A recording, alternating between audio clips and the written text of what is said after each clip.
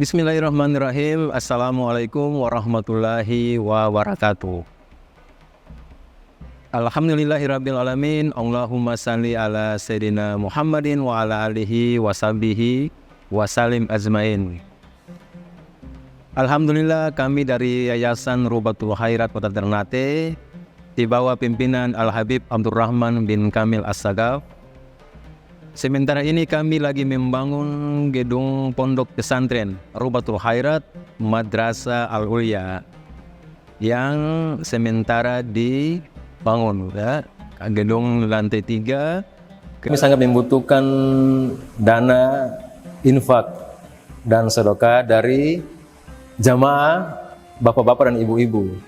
Bagi yang mau berinfak untuk melanjutkan pembangunan gedung pondok pesantren, bisa ditransfer di rekening Bank Syariah Indonesia atas nama Yayasan Rubatul Khairat.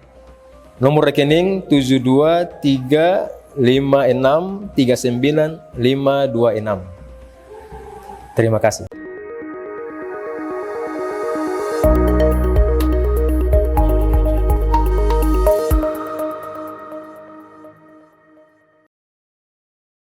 Pembahasan secara kesastraan Arab atau al-balaghah dari perspektif ilmu balaghah terkait kandungan ayat-ayat mulia di dalam kajian kita penafsiran surat Al-Baqarah.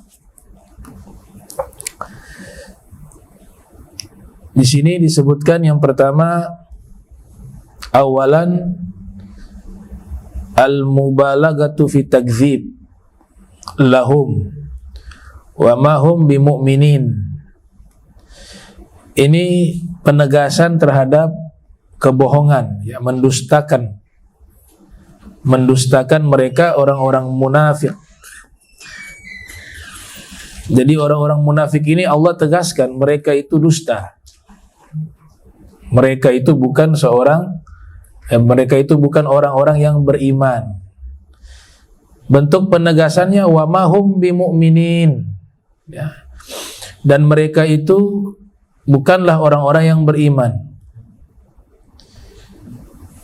Kemudian dikatakan wa ma amanu. Asal katanya itu wa ma amanu, mereka tidak beriman kepada Allah Subhanahu wa taala. Sesuai dengan firman Allah, may yaqulu amanna. Mereka hanya mengatakan kami beriman, tapi hakikatnya mereka tidak beriman kepada Allah Subhanahu wa taala. Kemudian yang kedua, al-isti'arah at-tamtsiliyah. Thaniyan, al-isti'arah at-tamtsiliyah. Ini kalau bahasa Indonesia namanya peribahasa. Peribahasa itu disebut al-isti'arah at-tamtsiliyah. Dia masuk kepada kajian ilmu bayan. Ilmu bayan itu membahas 3, tashbih, kemudian yang dibahas al-majaz, kemudian yang dibahas al-kinayah. Nah, al-isti'arah masuk di dalam pembahasan al-majaz, al-majazul. Ya, al-majaz, bahasa Indonesianya majaz. Al-majaz. Dia disebut al-isti'arah tamtsiliyah atau peribahasa. Nah, ilmu ini yang pertama yang meletakkan adalah dalam sejarah, ya, ditulis Ma'mar ibn Muthanna, Al-Imam Ma'mar ibn Muthanna. Kemudian ilmu ma'ani yang pertama meletakkan adalah Syekh Abdul Qahir Al-Jurjani. Kemudian ilmu badi' yang mengasas pertama kali Abdullah bin Mu'taz Al-Khalifah fi Daulah Abbasiyah, fi Daulah Al-Abbasiyah. Jadi apa contoh peribahasa di situ? Yukhadi'una Allah. Itu hanya peribahasa, bukan sebenarnya mereka menipu Allah. Gak bisa makhluk itu memberikan satu kemudaratan kepada Allah itu tidak akan mungkin, mustahil. Ya. Tapi di sini peribahasa yang Allah gunakan al-isti'arah at-tamthiliyah, yukhadi'una Allah, mereka menipu Allah. Allah serupakan keadaan mereka dengan sebutan menipu Allah. Itu adalah satu peribahasa menampakkan keimanan tapi menyembunyikan kekafiran. Makna itu yukhadi'una Allah, mereka menipu Allah, itu mereka menampakkan keimanan namun menyembunyikan kekafiran. Dan itu mustahil. Kenapa? Karena ibarat rakyat menipu raja mereka. Ya. Gak bisa. Ini disebut dengan apa? Al-isti'arah tamthiliyah. Pembahasan ketiga, thalithan, sighatul qasar. Nah, sighat qasar ini masuk ke dalam pembahasan ilmu ma'ani. Ya, sighat qasar itu mengkhususkan atau membatasi. Contoh yang Allah gunakan di dalam Surat Al-Baqarah yang kita kaji dari perspektif balaghah, innama nahnu muslihun. Innama itulah menunjukkan al-qasar, yang artinya bahwa mereka orang-orang munafik, baik juga orang-orang kafir, mereka mengatakan apa? Nahnu muslihun laisa illa, kami inilah orang-orang yang berbuat baik, tidak ada pengecualian. Padahal hakikatnya mereka mufsidun. Ya, mereka adalah orang-orang yang perusak. Nah, innama di sini al-qasar. Sighat al-qasar, pembatasan. Dalam hadis juga Nabi sebutkan ya, innamal a'malu binniyat. Itu al-qasar. Yaitu amalan-amalan itu hanya tergantung niat.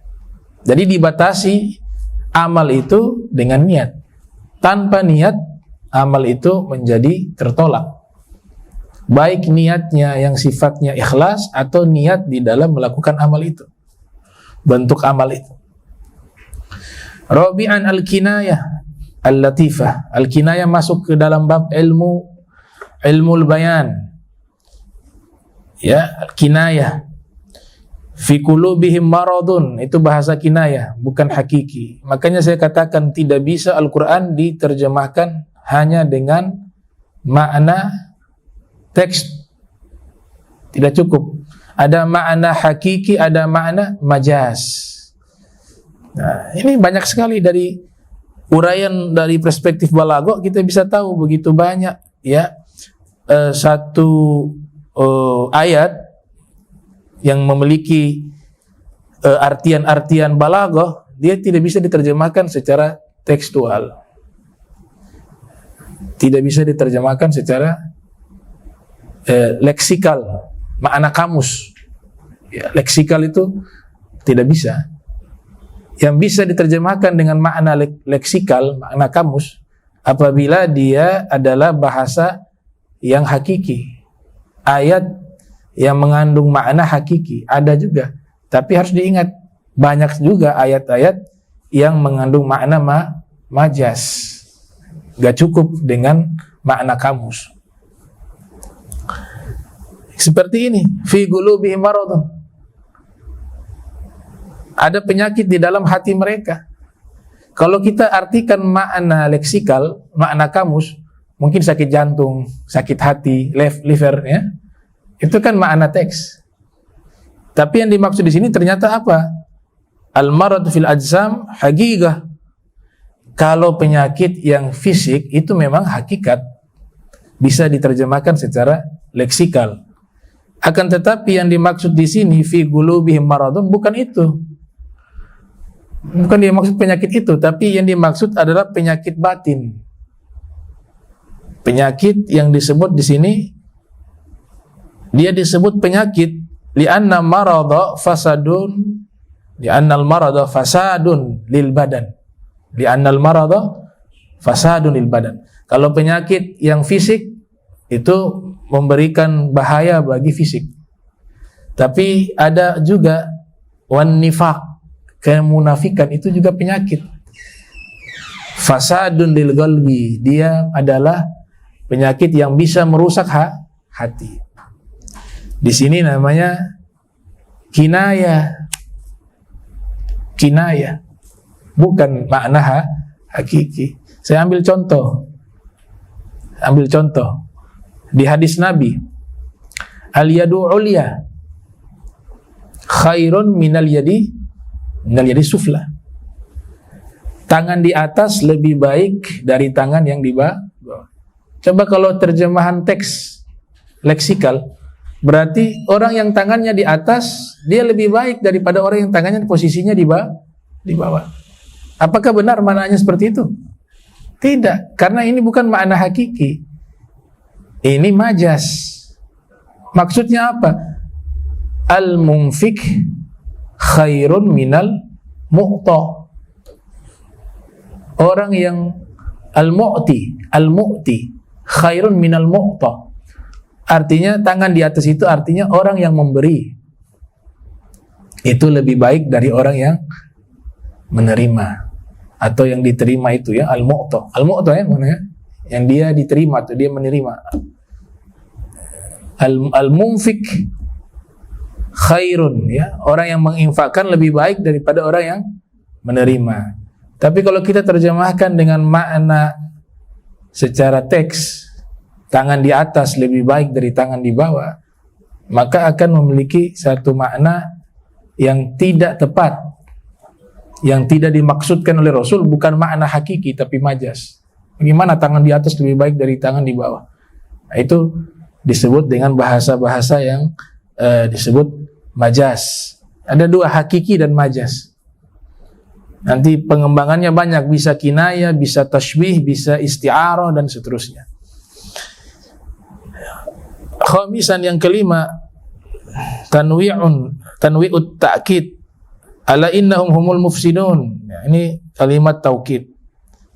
Itu ja'at jumlah mu'akkada bi arba'it ta'kidat. Ya, ada 4 penegasan di situ yang mengambil faedah sebagai tanbih, peringatan. Inna allati hiya li ta'kid wa dhamir fasil hum thumma ta'riful khabar al mufsidun. Ya, ala innahum humus sufaha wa hadha raddun minallahi ta'ala alaihim bi ablag raddun. Nah, ini pernyataan Allah, sesungguhnya mereka itulah, ketahuilah sesungguhnya mereka itulah orang-orang yang sufaha, orang-orang yang bodoh, itu orang munafik dan orang-orang yang mengingkari Rasul Muhammad sallallahu alaihi wa alihi wa barak wasallam. Allah sebut mereka siapa? Sufaha, orang-orang yang kurang akal, orang-orang yang bodoh. Itu. Ini penolakan dari Allah secara langsung atas mereka dengan penolakan yang sangat tegas dari Allah Subhanahu wa taala. Kemudian yang sadisan, yang keenam, ada disebut al-musyakalatu. Al-musyakalatu masuk ilmu badi'. Menyebutkan sesuatu tapi maknanya bukan sesuatu itu, hanya digandengkan ke makna yang lain. Ya, di sini disebut al-musyakalah. Dia masuk kepada al-muhassinat al-ma'nawiyah. Ya, ilmu badi' itu kan dibahas dua tuh, al-muhassinat al-lafziyah dan al-muhassinat al-ma'nawiyah. Al-musyakalah masuknya al-muhassinat al-ma'nawiyah. Apa itu lafadznya? Allahu yastahzi'u bihim. Ya, Allah memperolok-olok mereka. Itu musyakalat, maknanya bukan Allah memperolok mereka, tapi dinamakan itu sebagai apa? Balasan atas apa yang mereka perbuat. Memperolok-olok itu yang mereka lakukan, orang-orang munafik yang lakukan, bukan Allah. Tapi Allah mengambil kata itu sebagai balasan. Kalian memperolok-olok Rasulullah dengan pengikutnya, hakikatnya kalian sedang memperolok-olok diri kalian sendiri. Nah, itu maknanya al-musyakalah, ala istihza. Wa hiya al-ittifaqu fil lafzi ma'al ikhtilafil fil ma'na, yaitu memiliki kesamaan dalam lafaz bersamaan perbedaan dalam makna disebut dengan al-musyakalah. Ini kalau sudah belajar ilmu balaghah baru bisa paham. Ya, kalian dengar saja ya, dapat pahala. Soalnya di kitab ini analisisnya ketinggian juga, bahas bab balaghah. Ya. Ada yang ketujuh al-isti'arah tasrihiyah, yaitu isti'arah tasrihiyah, sangat jelas. Ya, jenis isti'arah namanya al-isti'arah tasrihiyah. Contohnya dalam surat Al-Baqarah, ishtarau, ya, ishtarau ad-dalalata bil huda. Itu artinya apa? Mereka membeli kesesatan dengan petunjuk. Maknanya mereka menukar. Ya, mereka ini orang-orang munafik. Mereka menukar petunjuk yang sudah disampaikan kepada mereka, ditukar dengan kesesatan. Itu namanya al-isti'aratu at-tasrihiyah. Al-murad istabdalu al-ghayya bir-rasyad. Wal kufra bil iman. Mereka menukar kesesatan dengan petunjuk dan kekafiran dengan keimanan. Maka jadilah mereka rugi. Diibaratkan seperti dagang, bangkrut. Sudah dikasih modal sama orang yang baik, sahibut tamwil kalau bahasa Arab, pemegang modal. Sahibut tamwil sudah kasih modal, uang untuk usaha. Tempat juga sudah dikasih. Ya, kemudian sudah diajarkan ilmunya, cara untuk mengelola keuangan, membangun satu sistem perdagangan, diajarkan semua. Ternyata ini semua ditolak. Ini uang dihambur-hamburkan, ibarat dibuang. Ya, bukan lagi diberikan sesuatu, dibuang semua, ditinggalkan itu. Nah, itu ibarat mereka membeli kesesatan dengan petunjuk. Bisa juga dimaknai mereka menjual kesesatan dengan petunjuk. Artinya diganti petunjuk yang sudah dikasih, diberikan oleh Rasul, justru mereka tukar dengan kesesatan. Diumpamakan seperti dagang. Makanya setelah itu dikatakan apa? Fama robihat tijaratuh. Nah, perdagangan mereka merugi, tidak dapat keuntungan sama sekali. Inilah yang disebut dengan al-isti'arah at-tasrihiyah. Faminan, yang kedelapan, at-tashbih at-tamthili. Penyerupaan, memisalkan sesuatu dengan sesuatu. Mathaluhum kamathalil ladzi istawqada nara. Itu at-tashbih at-tamthili. Wa kadzalika fi au qasayyibin minas sama'i fihi zulumat. Itu juga tashbih, ya.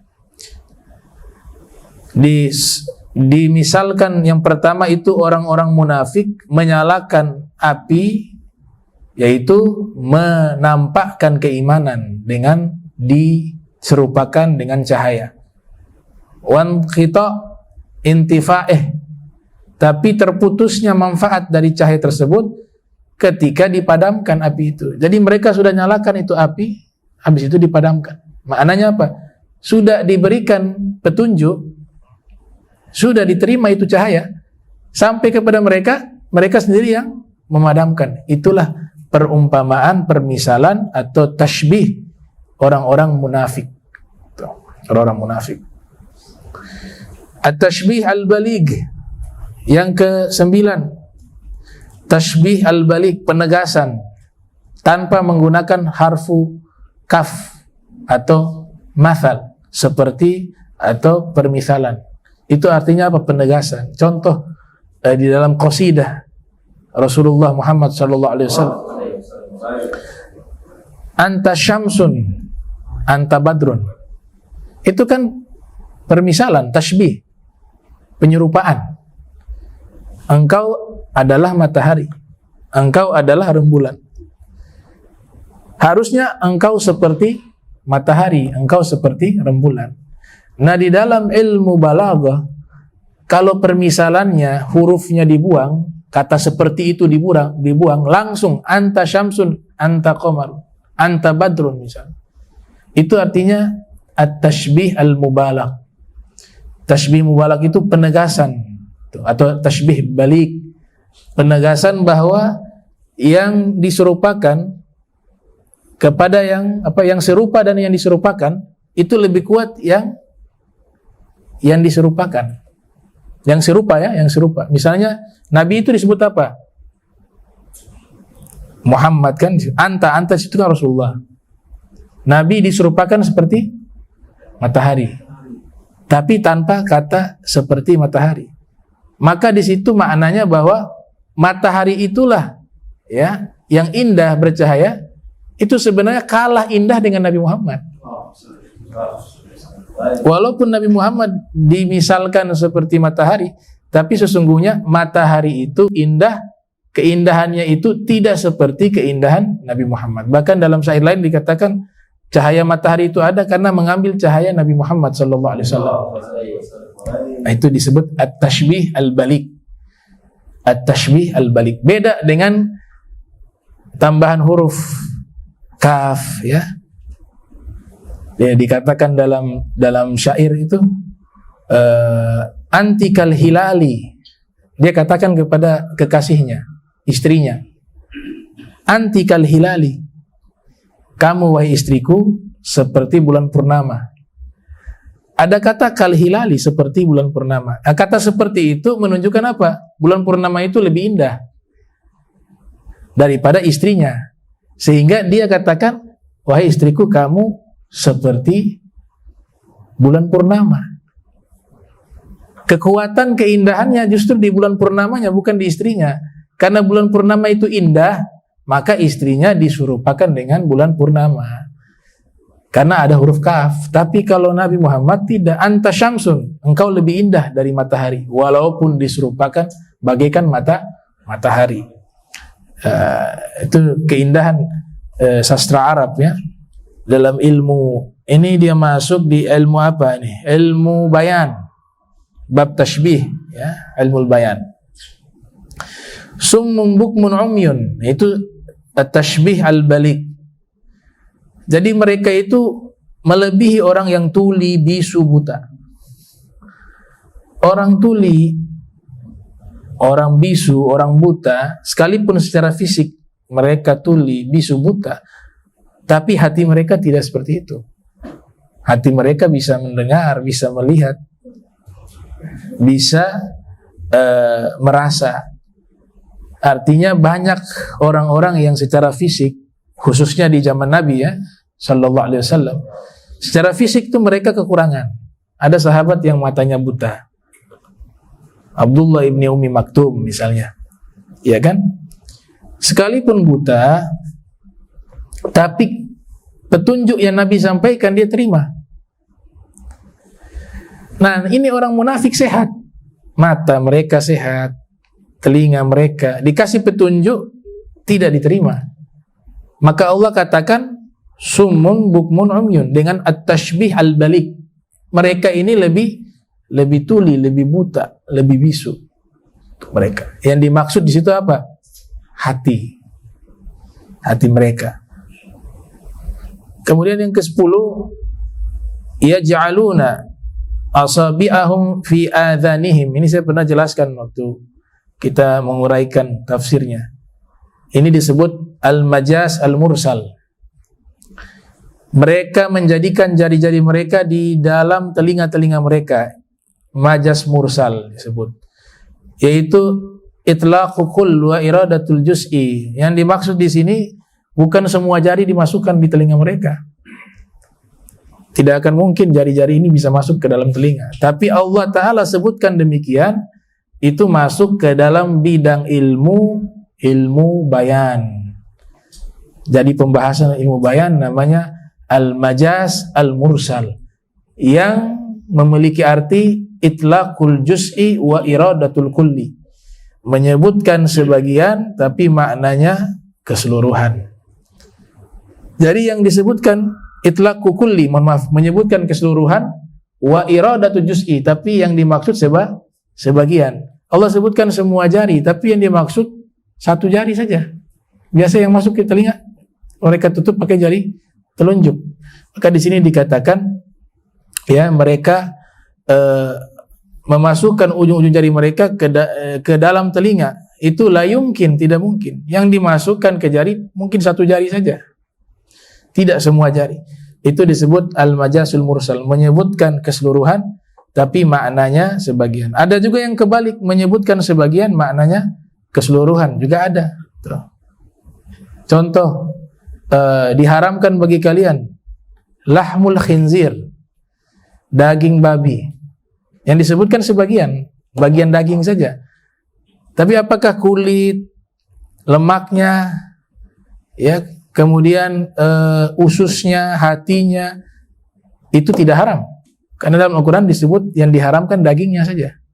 Berarti kulit halal, lemaknya halal, hatinya halal. Nah, itu pemahaman yang keluar daripada pembahasan ilmu balaghah. Berarti dia tekstualis. Maknanya di situ Allah sebutkan sebagian, tapi maknanya keseluruhan. Namanya itlaqul juz'i wa iradatul kulli. Dan itu berlaku bukan hanya di bahasa Arab, bukan hanya di bahasa Al-Quran, di bahasa Indonesia juga kita sering menggunakan istilah-istilah semacam itu.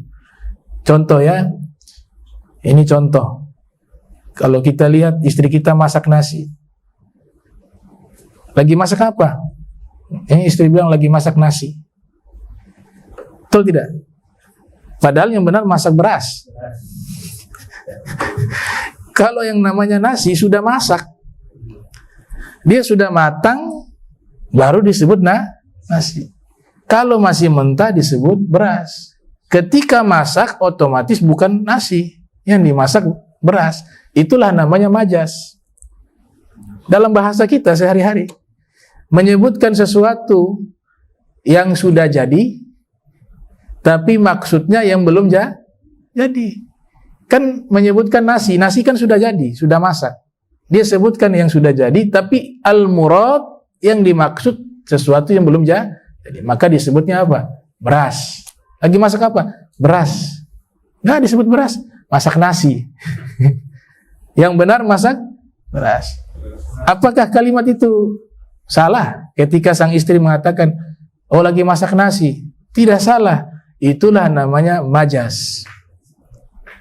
Ya, kita sudah faham itu. Majas. Dan masih banyak itu contoh-contoh lainnya. Kalau kita renungkan banyak sekali itu. Banyak sekali. Ya. Naik kelas. Ya. Naik kelas, dia tidak pernah naik kelas. Artinya dia sukses ujian, dia pindah ke kelas lebih baik. Tidak ada naik tuh. Itu kan bahasa majas, gak bisa secara tekstualis. Demikian juga bahasa Al-Quran, menggunakan bahasa Arab. Bahasa Arab kaya akan majas. Bahasa Arab kaya akan kinayah. Bahasa Arab kaya akan tashbih. Tuh. Ada di sini Al-Habib Muhammad bin Abdurrahman Al-Bar di Kesultanan apa namanya? Amsal itu. Bahasa Ternate apa? Doro Bololo. Itu kan tamsil. Itu bab masuk balaghah itu. Ya, permisalan-permisalan, tapi menggunakan bahasa Ternate. Ya. Di situ kata-kata hikmah, di situ tasawuf. Ya, itu bab balaghah. Kemudian yang berikut Al-Hadi Asyar yang ke-11, ada ayat walahum adzabun alim bima kanu yakdzibun. Kemudian innama nahnu muslihun wa yamudduhum fi dughyanihim ya'mahun wa huwa minal muhassanatil badi'iyah. Ini masuk ilmu badi, ya, tawafuk fawasil. Ada keserasian makna. Ilmu badi membahas keindahan dari sisi lafaz maupun makna. Ya. Nanti kalau sudah mendalami ilmu itu baru bisa paham. Ilmu badi itu membuat bahasa menjadi indah. Coba perhatikan di sini, ya. Perhatikan tuh. Ada tawafuk fawasil. Keserasian di dalam fawasil. Allah sebutkan di situ, walahum adzabun alim bima kanu yakdzibun. innama nahnu muslihun wa yamudduhum fi tughyanihim ya'mahun. Di belakangnya nun semua. Huruf nun semua. Ya. Ada yang disebut saja.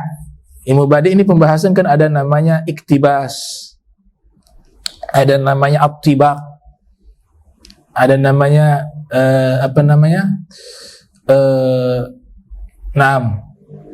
as-saja, al-musyaqalah, ya, at-tibak, al-jinas. Itu pembahasan ilmu badi.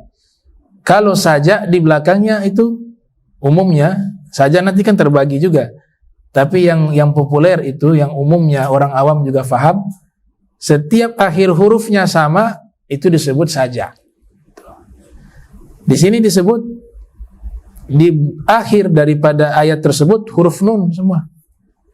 Dan luar biasanya semua ini punya korelasi di dalam informasi menceritakan orang-orang munafik. Ketika di belakangnya nun.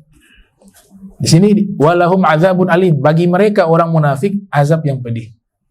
Bima kanu yakdzibun. Sesuai dengan apa yang mereka dustakan.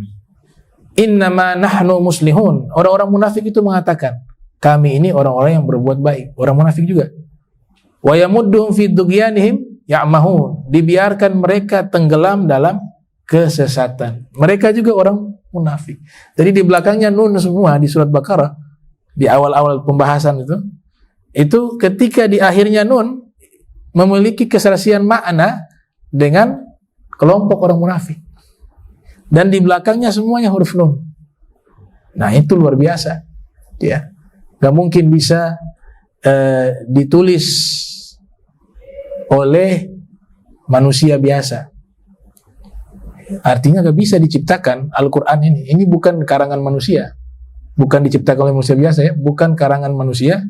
Ini menunjukkan bahwa ini adalah wahyunya Allah Subhanahu wa ta'ala. Karena sedemikian terperinci.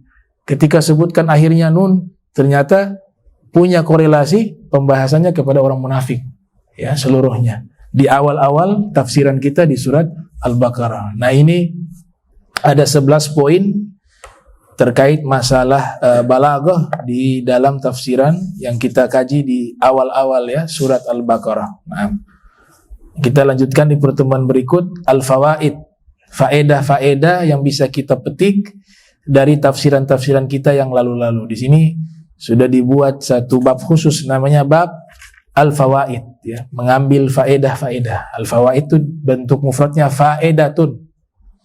Sudah jadi bahasa Indonesia tuh, faedah. Ya, jamaknya fawaid. Qaidah jamaknya qawaid. Qaidatun bentuk jamaknya qawaid. Faedatun bentuk jamaknya fawaid. Nah, itu pertemuan berikut kita akan memetik al-fawaid, faedah-faedah di dalam tafsiran surat Al-Baqarah yang kita bahas di bagian awal dari surat Al-Baqarah. Wallahu a'lam bishawab.